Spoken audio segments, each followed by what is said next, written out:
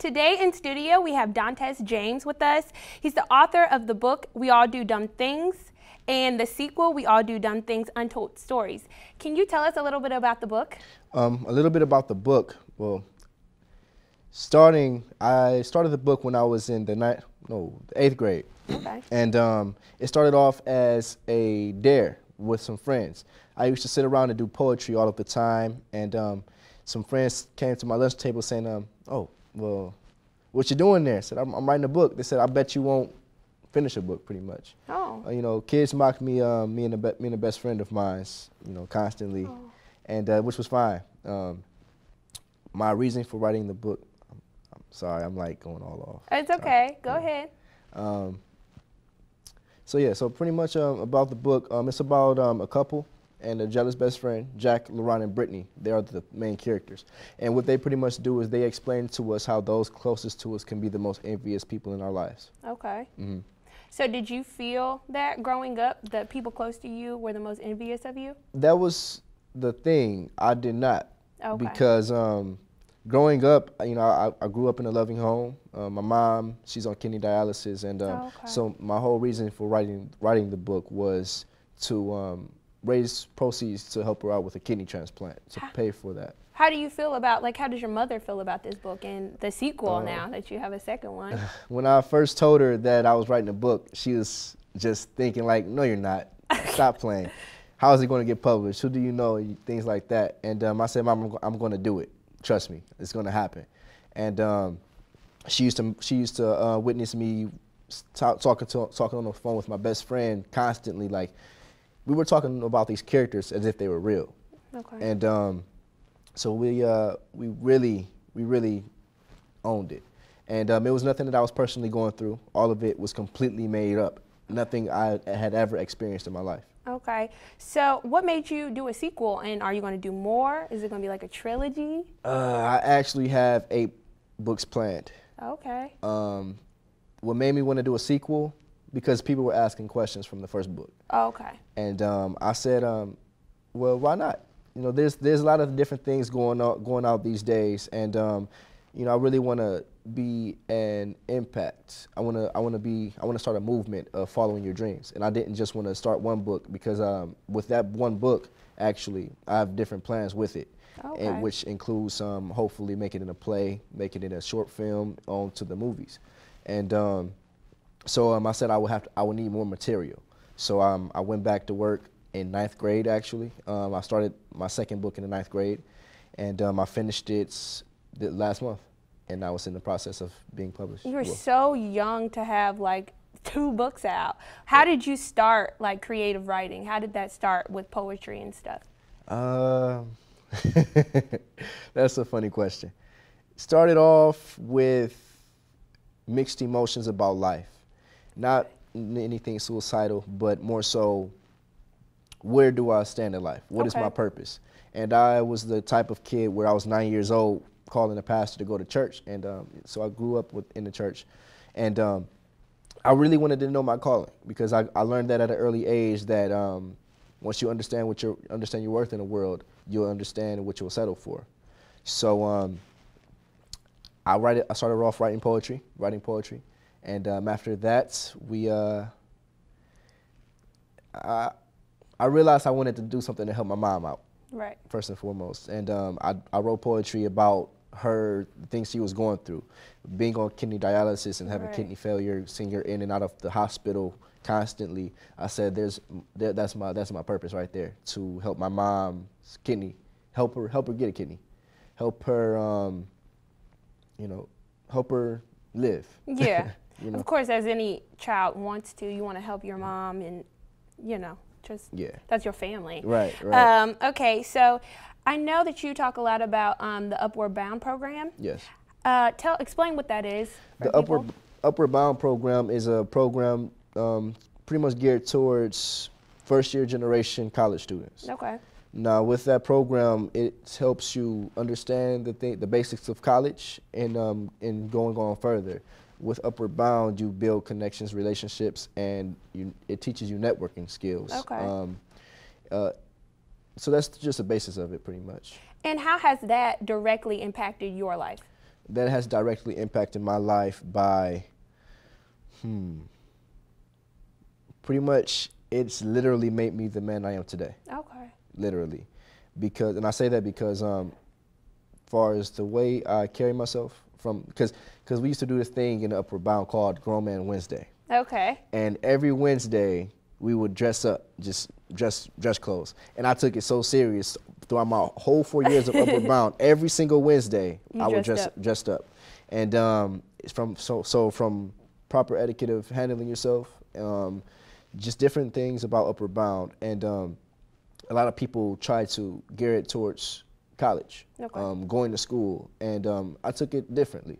I took it more so to, as I said before, find your calling, find what you're worth and what you're good at, and stick to it.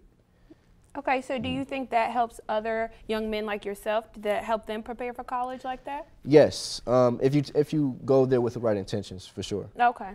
That's the first thing. Your mindset, you have to be able to block out unnecessary things. And that's honestly with anything. So with Upward Bound for young men, you go in there with the right mindset. Years down the line, you'll definitely come out with a greater mindset. Okay.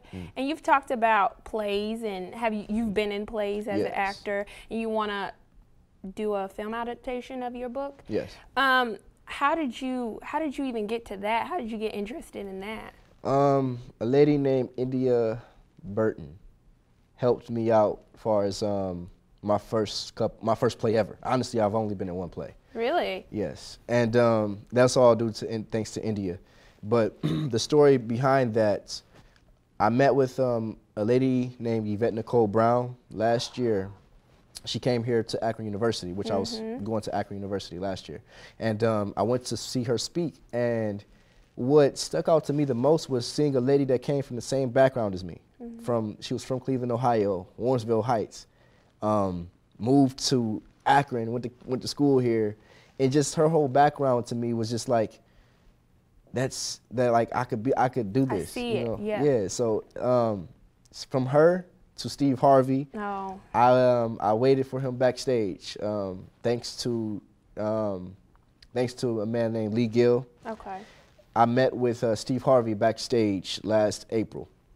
And I was just telling him about my book and what I would have planned. First thing he said to me was to slow down and handle myself a little bit better because I was so excited. And it's so much to say in so little time because we really he's so much about young men and their future. So exactly. That must have meant the world to you. It was. It definitely was. And he helped me out. One thing he told me was to realize what I want to do with my life and with my book and just go for it. Yeah. And I realized that, well, I'll get to the story later, but it was there was definitely a life-changing situation that happened within waking up. Well, you want to explain about that? I want to know. What I mean, okay, so when Steve Harvey told me to find out exactly what it is that I want to do with my life and with my book, I was discussing that with my best friend. And this was like my first book signing on University of Akron, and we also it was my first book signing. I also got my book in the bookstores down at Barnes & Noble. Oh, okay. And thanks to Patrick Duff. And what happened was it was summertime, and I was living with my best friend at the time, him and his grandmother. And I woke up one day and I said, Malcolm. He says, what? This is the first thing in the morning. First thing in the morning. It was probably 7 o'clock in the morning. Okay. I say, Malcolm. He says, what? I'm like, I want to be an actor. He's like, an actor? What do you mean? You're not even an actor. You never did this a day in your life. Yeah. I said, I know, but I had a dream. I could do it, and I'm going to do it. He says, all right, man. So literally that same day, we went downstairs to his basement, and we took words out. We took a few lines out of the book and acted it out. I was horrible. I was horrible. But you were horrible. It probably wasn't that bad. Oh, it was horrible. It was? Yes. Oh, yes. That's okay. Yeah. You'll be all right. Yeah, yeah. Yeah. That's so funny. So you just had a dream, and then Yeah. now you have this whole vision for where you want to be. Okay, so you have done so many things as far as writing a book, being in plays, helping out with the community. I know I read that you contributed to end child hunger. Is that something you Yes. feel passionate about? It is, because when I say that, because I started a movement called the Young Inspiration Movement. Okay. Hashtag YIM. And with that movement, we pretty much do things that to help the community, like you said before, and ending childhood hunger. That equips me to, so pretty much with that, I own a business. What that business allows is for me to help people save money on bills that they already paid. Okay. So every time someone signs up for a service under my business, they feed a kid every month, every year, Oh. every month, every year. So with that, and this is something that I am very passionate about, because, you know, I hate to tell the story, but when I was going to the university from last year, literally last year around this time, all the way up until May, until I moved out and moved in with my best friend, I was struggling. Okay. I had to cancel my meal plan. I canceled my my dorm stay, and I was struggling. I had to stay on campus because I didn't have a car. Okay. And by that, I had to move close. Right. So I moved into a house with some friends. Well, people I didn't know, but they became my friends eventually. Yeah. And I moved into a house with them. And I didn't have a job. I didn't have a car. It was just me walking. I didn't have money. So it was hard for me to pay rent. I was stressing out. Luckily, thank God, I had great mentors that helped me out. I was barely eating, and it broke my heart one day because one girl told me when I walked into the student union one day, she says, she was just joking around. She says, you don't look like you've been eating for days. And I literally wanted to cry. So when I found out about a business that was feeding hungry children every month and every year, I said I'm all for the cause. So I got started with the business. I started the business, and that's just been that. Didn't even look back. Didn't look back. That's such something a lot of students can relate to. Yes. It was such an inspiration to, I think, other people and other students. What would you say to other kids who are going through that same thing? What would you tell them? I would tell them not to give up, mainly because there's more to your life than what you're going through right now, what you will not see. There's more to everything. You will wonder why most people don't support you. You will feel like most people don't love you. You will feel like just the world is crashing. But what you need to understand and realize is that it's nothing but a test from God to see how much you can take. He's going to show you your limit, and once you get past it, you're going to laugh it off. You're going to smile about every situation. I remember literally, the day Steve Harvey came here, I was telling people every single day, and I didn't even know this was going to happen. I told people I am going to meet Steve Harvey, and I'm going to sit down and have lunch with him every single day. April 11th, he came to this campus, and I had no clue. But I woke up. I didn't sleep. I feel like I didn't sleep the whole night. I was asleep, but I wasn't asleep, if you know what I mean. And I looked at my situation, and that same day, the night before, I didn't eat. I didn't eat at all. And I was very hungry, of course, but I did not eat because I had no money to eat. But I don't like bugging people, so I didn't ask my roommates. So I prayed to God, and I said, God, hopefully this day changes the circumstances of my life. Right. I woke up, I cried, I prayed, let it go. I show up to the Black Male Summit, April 11th, to meet Steve Harvey. He came late. I was getting ready to leave that place. I was getting ready to leave because I didn't think he was coming. I said, I give up. A great friend of mine said, no, let's stay for at least 5 minutes. 5 minutes come around, he walks on stage. And that whole time he's talking on stage, I'm just captivated by his words. Saying, yeah. Everything he was saying was like, it's everything I'm going through right now. I'm like, every time, everything he was saying, every time he hit something on the nose for me, I'd move my chair closer, and I move closer and closer to the stage.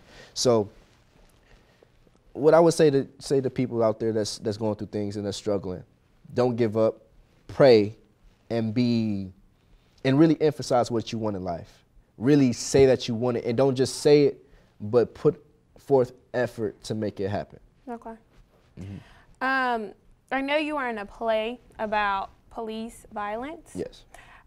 Would you like to talk about that, especially in the recent events with Trayvon Martin and Michael Brown and Tamir Rice, which hits closer to home for you? Can you explain how you feel about that?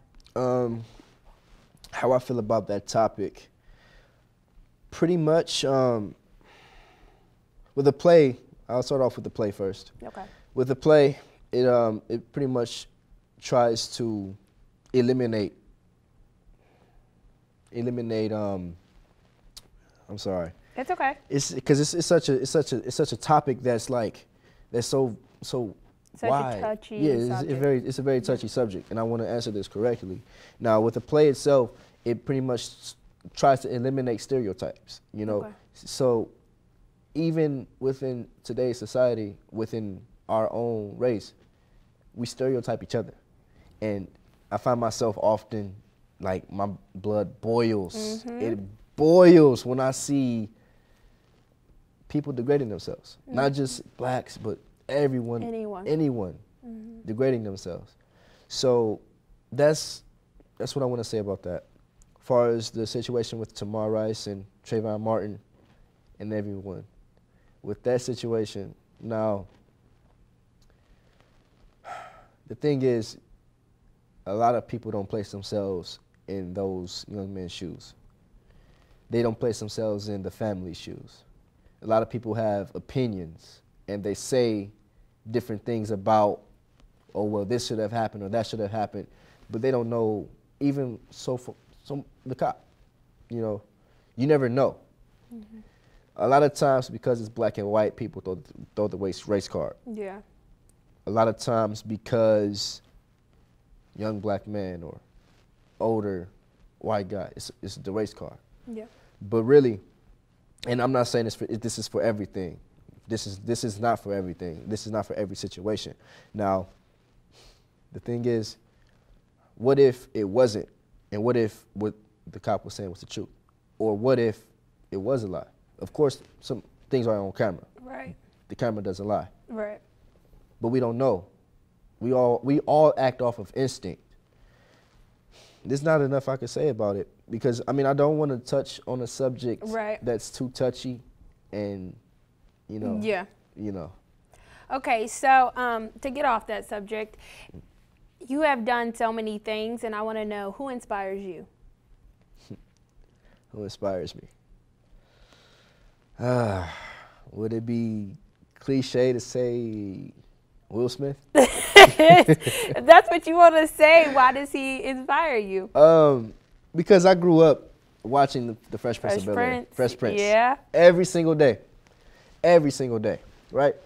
And this is funny because I've been watching Fresh Prince since I was little, and that's how I started off my day. But the thing about him that inspired me the most, and everyone would say this, the dad scene. Because my actual biological father wasn't in my life. Okay. I watched that scene till today because I'm like, I relate. And now there's so much, and there's a lot of things going on in my life today to where I'm like, okay, well, hopefully if I do this. And this is what was sad. When I was younger, it was about my mom mainly, but it was also about, okay, if I do this and become successful at this, maybe my dad will come back into my life, which was a bad way of thinking. And I just totally detached myself away from that thinking because I said, well, at that point, he doesn't love you. He's just here for whatever the success is. Yes, exactly. And so many people can relate to that. Exactly. Lastly, you have done, like I said, so many things, and I think people can look up to you. But what's the next goal? What do you see yourself in 5 or 10 years? 5 or 10 years. I see myself in movies. Okay. Starring movies. Starring. I can't just say. I mean, because it's a big leap from that dream to now I'm starring. Yeah, but you can do it. Yeah, huh? because I made the decision. I didn't touch on this much, but I've been in so far I've been in my leave from college from August to December. Okay. I was in 5 different movies. I was able to be in 5 movies. And I'm just going to tell you, seeing yourself on TV in a movie is the best feeling in the world. I bet it was. Me and my friends were around the TV just, oh my God, like I just scored a touchdown or something. It was amazing. And so pretty much I've been able to learn from different actors and get and pick at their brains and stuff. Like for example, Jill Scott, Regina Hall, Brian White. So many great people. Person. And Brian White plays as a criminal in most of his movies. Mm-hmm. So I was thinking in my head like, okay, let me not talk to him that much. Let me keep my distance. But so we bumped into each other on set during the scene in the beginning of the movie, and of course this wasn't in the movie, but we bumped into each other, and I said, "Oh, sorry." He's like, "No, you good?" And so pat me down like looking dapper. I'm like, my heart dropped. I'm like, okay, cool. I'm all right. So then after that, we discussed a few things, and we talked about a few things, which I'm not sure he would want people to know just yet. Right. But he also has a lot of things coming. His business, yeah. Yeah. But with them, Melissa Rouse from The Big Bang Theory, I didn't get to speak with her much, but that was my very first movie set I was ever on. And then lastly, which I'm grateful to say, Will Smith. Yeah.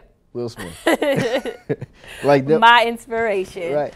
And that's so cool. It is. And before I even started acting, before I got in touch with India, after I told my best friend I want to be an actor, I went back and I listened to every motivational speech Will Smith had ever said, every single morning. The second I woke up, I used to wake up at 5 in the morning because, of course, I was working on my book at the time too. I was waking up at 5 in the morning, working on my book, still nighttime outside, working on my book, watching him act. I wasn't even watching the shows anymore, and I still don't today. Nowadays, I study him. I study Will Smith in particular, and just to end my year with the man I watched every single day. Every time I was stressful, every time I was going through something, even when I was going through the best things in life. Right. Watching this man every single day, leading up to the point to where I'm about to do a movie with him, and did that movie with him, was the best feeling in the world. And I didn't want to leave. I did not want to leave set. I'm just like, he's right there. Right. Like what can I do? Right. Yeah, like that's so cool. It was amazing. He got a copy. He has a copy of the book. Okay. We All Do Dumb Things. And one thing that he told me that I will never forget was pretty much what he says with a lot of things, but hearing it from his mouth really inspired me the most was ride the wave. Okay. No matter what happens in your life, you need to ride the wave out. And if you feel like it's not going the way you want, you jump another ship. And you just keep riding that wave until the next one comes back. And that's why I do so much today. That's why I do movies. That's why I write books. That's why I own a business. That is why I do different things within my community, because right now I'm not doing movies. I need something else to do. Right. I finished my book. What else do I do? I have a book signing for my next book. Right. What do I do next when that's done? Do something to give back to the community. And I'm giving back a scholarship of $500 total, $250 each to 2 students of my old high school to give back to the community. Along with I think that's what I'm doing right now, and I'm also planning to meet with some youth in my community as well, just to start a small organization, just having them get together for positivity. Well, I thank you so much for being here. Thank you it's for having like me. so exciting to listen to you, because I think you are such an inspiration, and not only young men can find you aspiring, but also anyone of this age group. So don't forget to go to Reed Memorial Library March 15th between 2 and 5 and meet Dontez James and see his book, We All Do Dumb Things, and the sequel, We All Do Dumb Things, Untold Nightmares. Thank you. Thank you.